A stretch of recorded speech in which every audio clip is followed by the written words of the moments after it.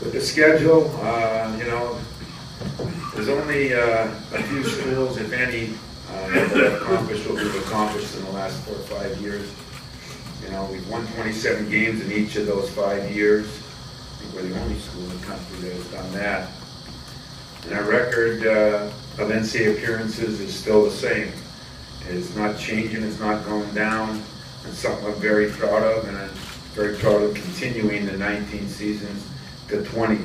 Consistency is what I said all along would be the mark of our program. You know, whether we can stay consistent over a period of time.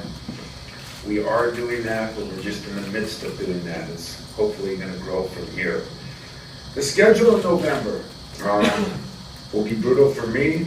It'll be brutal for those of you that are following, and it's going to be brutal for our players. But it's 13,600 miles in 22 days. And that is taking on something that we've never really taken on before, with everybody's 1 and 2 ranked team in the country being Duke and Kentucky, and we're going to play both of them. The fact that we're playing a good Arizona team, possibly a good Louisville team, Baylor, and who knows who else will rear their heads before we're done. We've never had a November where we play 3 or 4 top teams, opponents, and this year we're going to probably have a minimum of 4. I don't know what that means. It means that we're going to find out early exactly where we are, like we always do. The travel makes it a little more brutal, a little more concerning with the number of young guys. You know, as always, schedules are made in advance enough where, you know, would I do something this crazy if I knew Deontay was leaving early? Probably not. But at the same time, I think it's an incredible opportunity, and our freshmen have been every bit fulfilling so far. We're going to rely on some of the returning players. Definitely, as of right now anyway, it'll be Harris, it'll be McQuaid, it'll be Tom. You know, hopefully we'll get some guys back, but if not, we're going to rely a lot on our freshmen. I always thought our 4 freshmen would play some minutes, extended minutes. Now they're going to play a lot.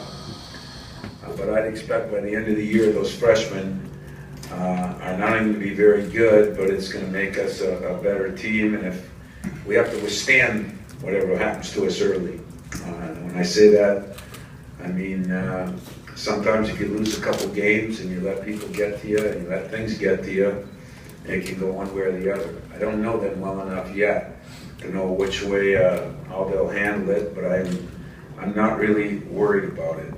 I've been very impressed with them so far, and they picked up things quickly, but not quickly like last year's team.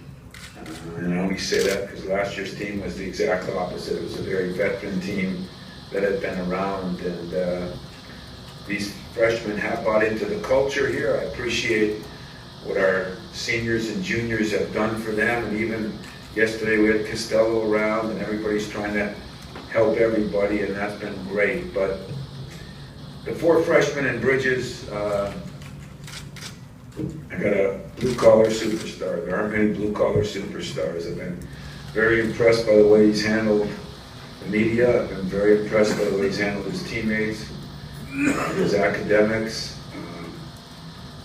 He's brought a lot of things to the game. He's an incredible athlete. I mean, right up there with a Jerry Rich, who probably came in at 190, and he comes in at 230. He's a little better with the ball than I thought. Shoots a little better than I thought. Like all freshmen, our biggest fear is, can he pick up the defensive concepts and play defense at a Big Ten level, or as we're going to find early, on a national level. But he's been impressive. And Langford, not quite the highlight reel player that Bridges is, as far as up and down, but a very solid, steady player. Maybe the best defensive player of the freshmen so far. Long, solid 6'5", long arms, athletic, very intelligent player. Another area that Bridges, I think, is pretty good at. really sees the court well. What I do like about Josh and Cassius especially is those two guys came from winning state championships, so they know how to win, and I think he's good. He was a 5-time Alabama Class 3A Player of the Year. In Alabama, you can play in 8th grade or 7th grade or 6th grade, I don't know.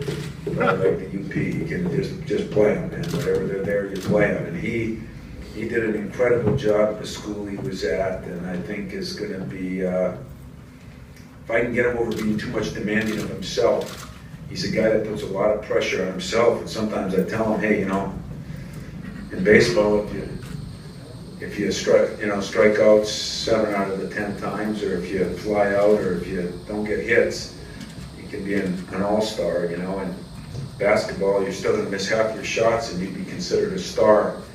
Josh still struggles with that a little bit, but what a nice problem to have.